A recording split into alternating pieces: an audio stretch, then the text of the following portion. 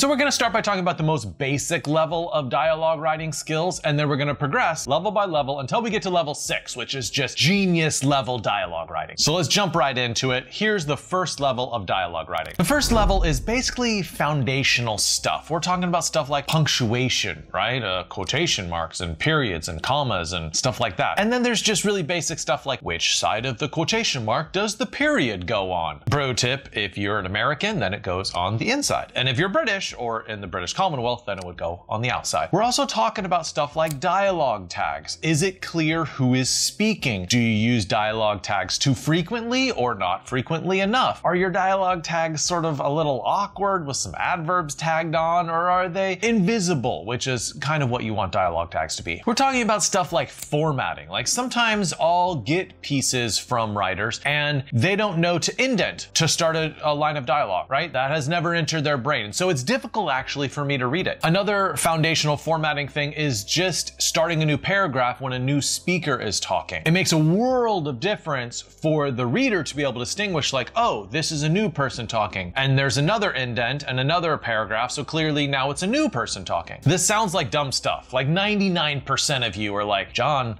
I got this. Why are you even talking about this? Well, listen, this is level 1, right? It's the basics. Let's go on to the second stage of dialogue writing. The second level of dialogue writing is plot-based dialogue. This is what the author wants the character to say. They are imposing their will on the character and being like, listen, okay, I need this plot to move forward. So what do I have this character say that will move the plot forward? Now listen, this dialogue is functional, right? It works in an awful lot of books, and you could do a lot worse than writing dialogue that forwards the plot. It's not the absolute worst. I mean, it's gonna get the reader to the end of the book. And in plot-based dialogue, what you see a lot of are basically sort of characters explaining things to other characters, almost not for the sake of that other character, but more for the sake of the reader, so the reader understands what's going on. And to look at an example of what this looks like on the page, let's look at Da Vinci Code by Dan Brown. It's basically one character telling the other like, oh, I interrogated these people and they gave me the information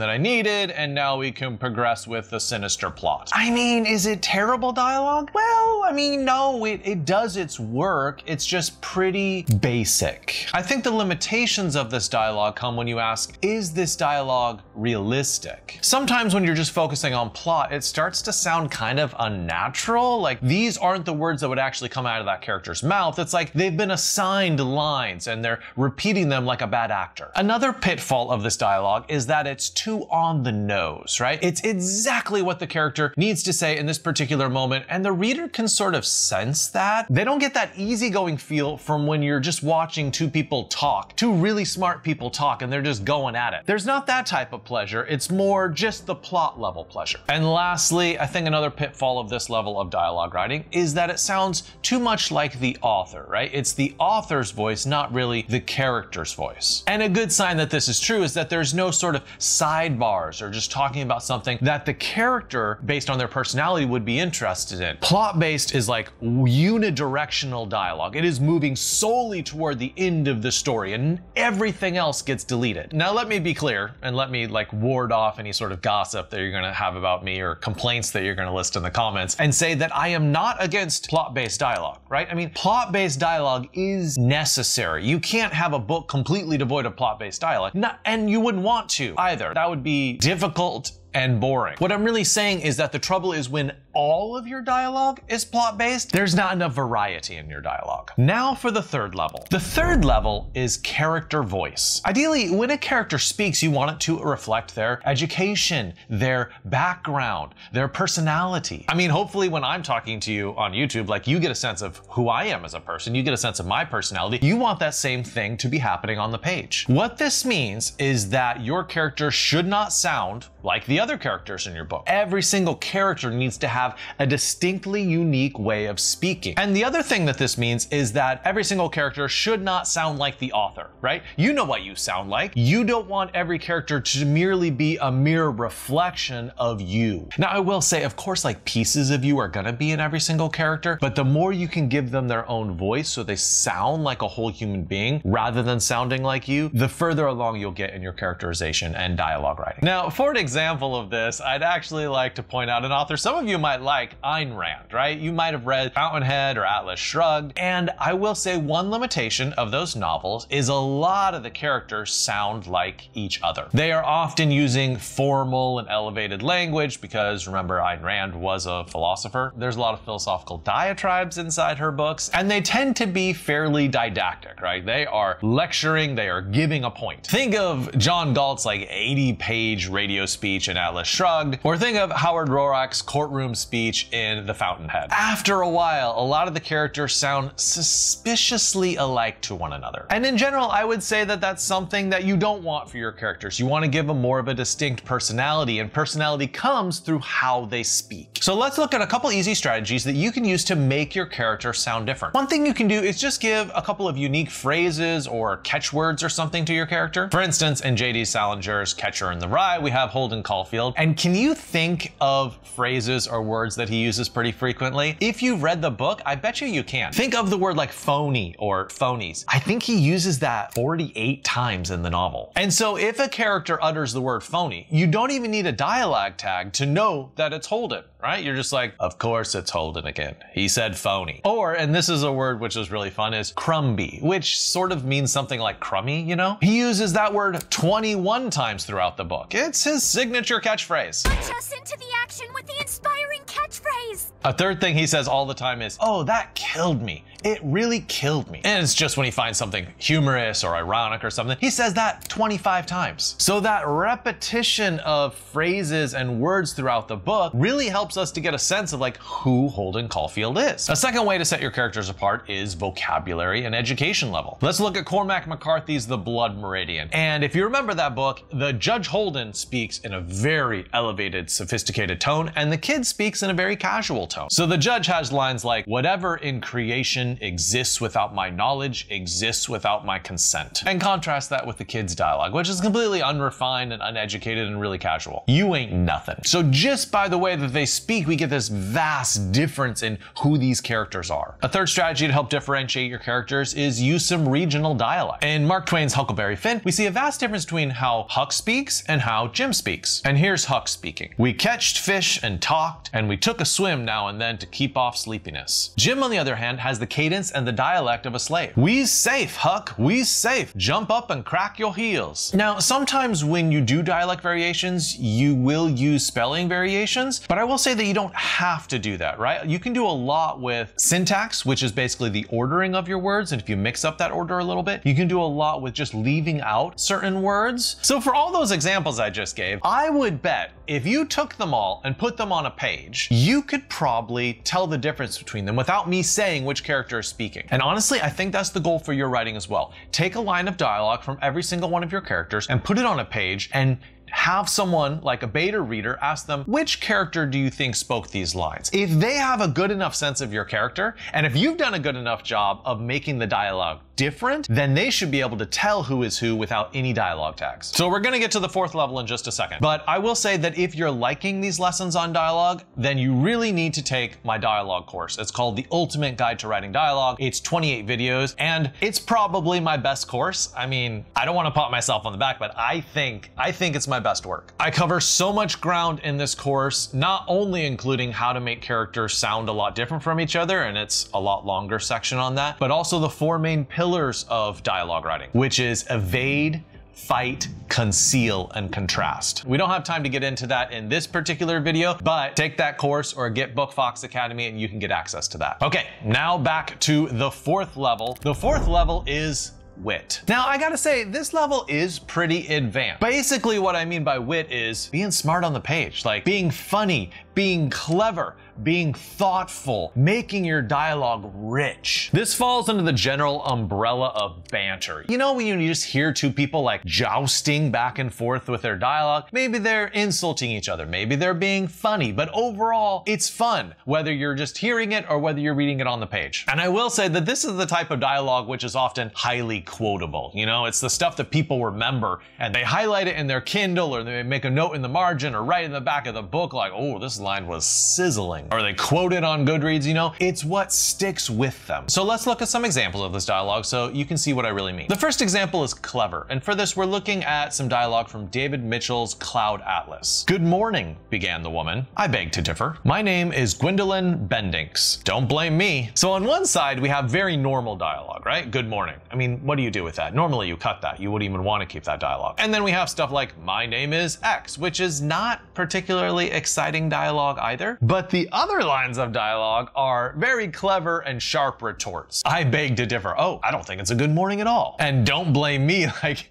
your name sounds so bad, you should not blame me for it. I love that, right? It's very clever dialogue, it's witty. The second strategy would be humor, and here's an example of humorous dialogue from Philip Roth's The Plot Against America. And fair warning, these are Jews and they're talking about the ritual of circumcision. "You've been to a brie, ain't you?" he asked. "You know when they circumcise the baby at the brie, you know what they do, don't you?" "They cut off the foreskin," I said. "And what do they do with the little foreskin after it's off? Do you know what they do?" "No," I told him. "Well," said Uncle Monty, "they save them up, and when they got enough, they give them to the FBI to make agents out of." If you are an FBI agent and watching this, I mean, no offense. Philip Roth said it, not me. I like this humor because it's completely unexpected, and I think we all have an uncle like that says deeply inappropriate things. But for context in the novel, the FBI agents are like actively persecuting the Jews, so it does make sense. And lastly, let's look at a third strategy of insults. Agatha Christie wrote a bunch of books with her most famous detective, Hercule Poirot. And we're gonna look at something he said on Murder on the Orient Express. There's a very rich man who's trying to hire him to do some jobs, and he doesn't want to do it. So here's what he says in response. "If you will forgive me for being personal, I do not like your face."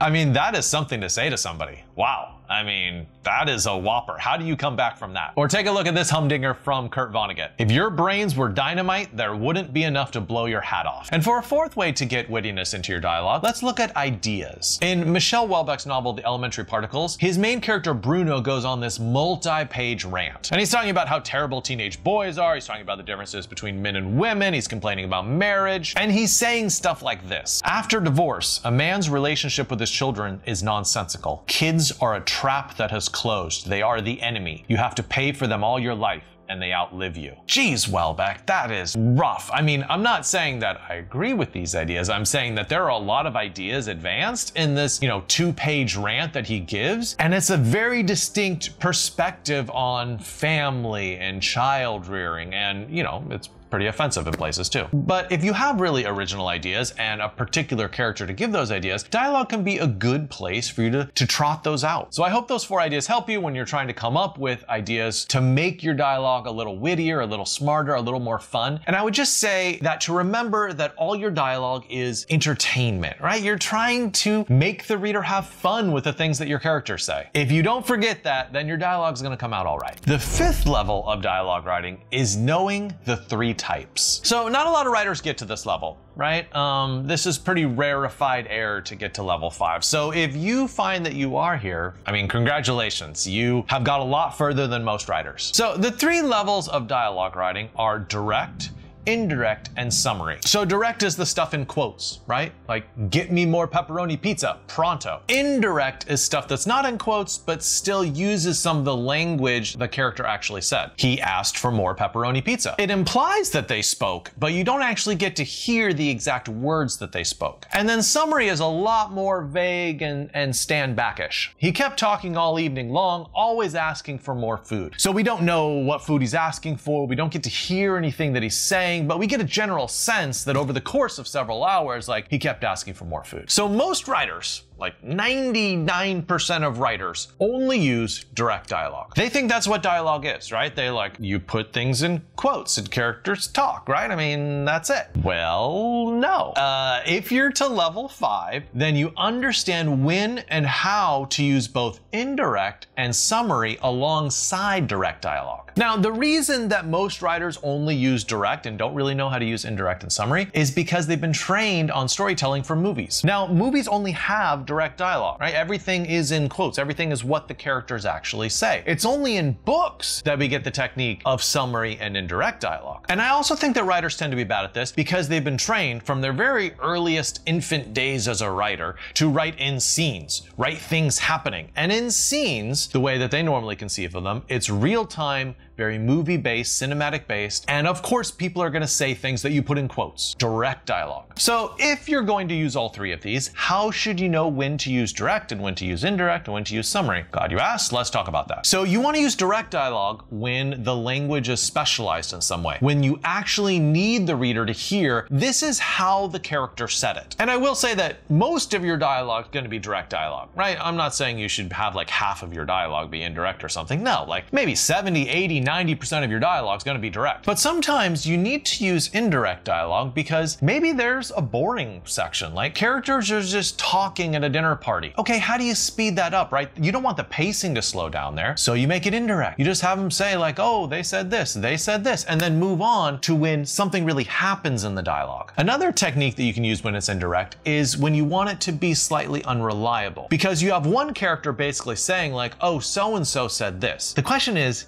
did they really say that? Or is that just the way that that other character interpreted it? And then lastly, summary is when you really need to speed up the pace. You know, there's a long section of time and you're like, they talked about X, Y, and Z, just to give the reader a sense of like, okay, time happened. This is basically what they were talking about, but you don't need to know details. It would be boring. Now, ideally, you want to switch between all three of these as necessary. So I want to improve your switching ability. Let's look at an example from a short story by Amy Hempel. It's called In the Cemetery Where Al Johnson is Buried. And honestly, I'd really encourage you to read this short story. It has the saddest ending that I've ever read.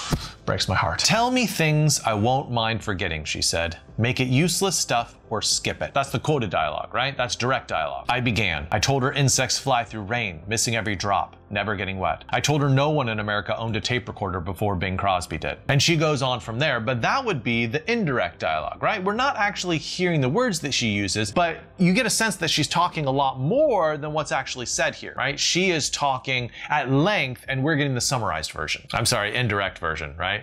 This is indirect because we do have a sense of the specifics of what she's saying. And I would challenge you in a particular scene of yours, try writing direct dialogue and then move to have another character say something, maybe an indirect dialogue, then have a section of summarized dialogue and then move back to indirect and then move back to direct. If you can do that, you will not only be at level 5, but you will have a better sense of how to give pleasure to your reader by skipping the boring stuff, by accelerating through stuff that isn't necessary, and by highlighting the words that actually deserve to be direct dialogue. Okay, you've been waiting for this all video. It's time for level 6. Level 6 dialogue writing is subtext. Subtext is characters not saying what they think, and the reader to be able to tell that the character is thinking something differently than what they're actually saying, which creates this lovely friction between what the character is thinking and what the character is actually saying. Subtext is also things left unsaid, right? Talking around issues, talking elliptically or in code about issues. Subtext is hinting at things without saying it outright. And subtext is also creating gaps between what the character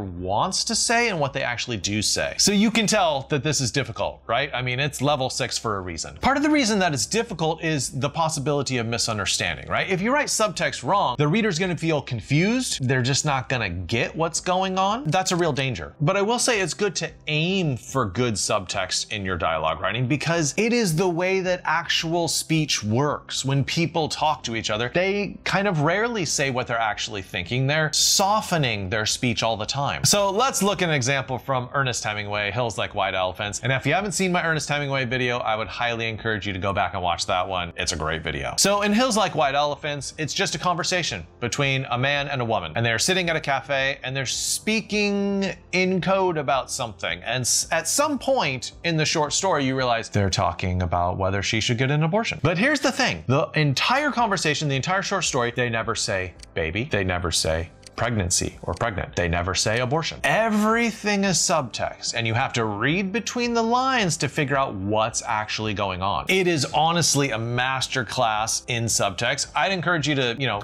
go and read it after you're done with this video. It'll take you 5 minutes and you'll really understand how Hemingway dances this delicate dance of like not saying it outright, but helping everyone to understand what's going on. And I will say that it would be much less powerful if he just came out right and said it like, hey, get an abortion, woman. Like, the story would lose all of its magic and horror if he made it that outright. Like, the magic is in the subtext. For another example of subtext, let's look at The Godfather. One of the most famous lines in The Godfather is this one. I'm gonna make him an offer he can't refuse. On the surface, it's a business deal, right? I mean, one character wants a part in the movie and The Godfather says, like, we're gonna make him an offer that he's gonna take. The subtext is clearly violence, not persuasion. For a third example, let's look at quick subtext in When Harry Met Sally. There's a part when Sally says, like, and I hate you, Harry.